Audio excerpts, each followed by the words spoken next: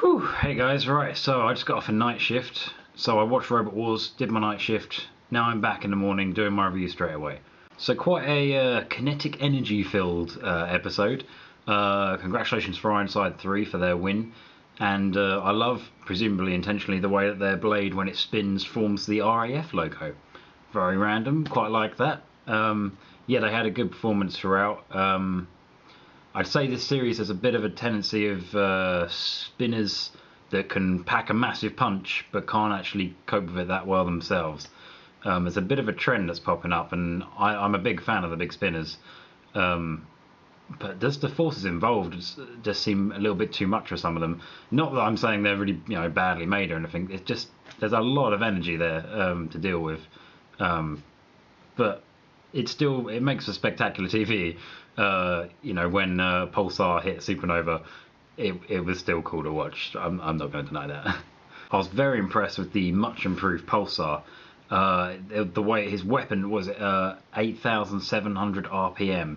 That's pretty damn fast, and the actual robot itself, it was so quick around the arena. Like without the drum, even as a Rambot, it was pretty good. But yeah, shame again about reliability issues.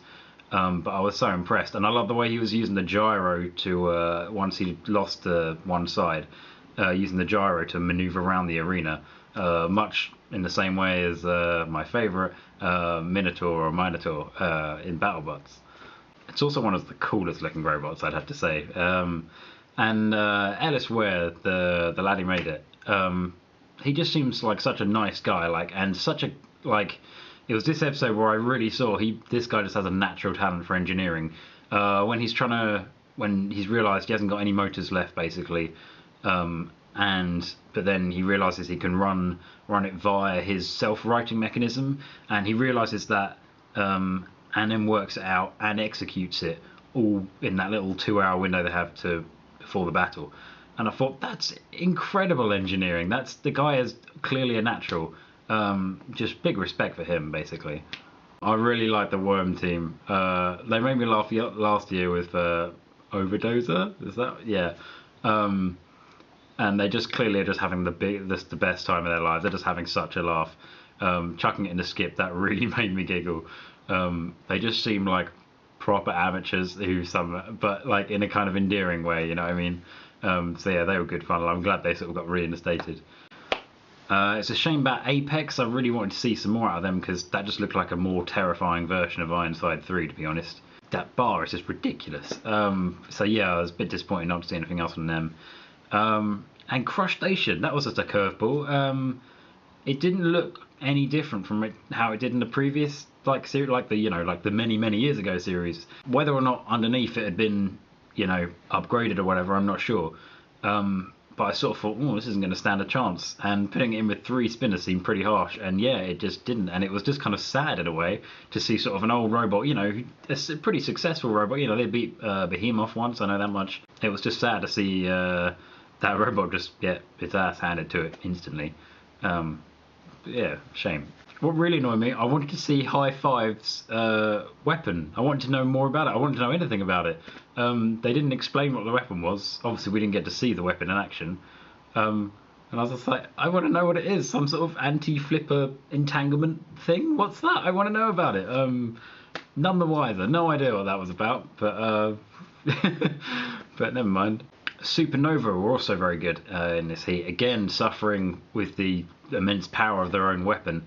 We actually saw Supernova and Ironside, that fight. We saw that live. And yeah, generally the fights were sort of, quite boom, boom, boom, in rapid succession, that meant. But that one was the only one we had to wait for, because Supernova, they got their robot there, but then they were there for, I'd say, half an hour to 45 minutes trying to fix it, sort of on the arena side, just trying to get it to work. And so you just knew it wasn't going to be well. And when it started, it didn't really come across that much on TV, but as their disc was spinning, there were sparks flying out of it. It wasn't a healthy robot. But it was still, again, quite a spectacular fight to see those 2 spinners. And I was glad the bulletproof glass was there, because on this hit, the shards came towards us and hit right up against the bulletproof, the plexiglass. And talking of spectacular, Supernova versus Frostbite.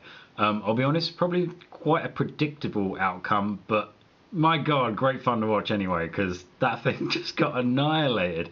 Like, that one hit took out one side of the wheel, pretty much all of that side of the armour and the weapon. Of course, the heat was not without controversy. The countdown thing, it was just a fuck up, basically, in short. But I think they dealt with it okay. You know, both teams get 2 points. It's not ideal, but in this situation, I think it was the best way to handle it. So that didn't bother me. Well, I say it didn't bother me. Obviously, I'm like, that's a really stupid mistake, but that's what happened.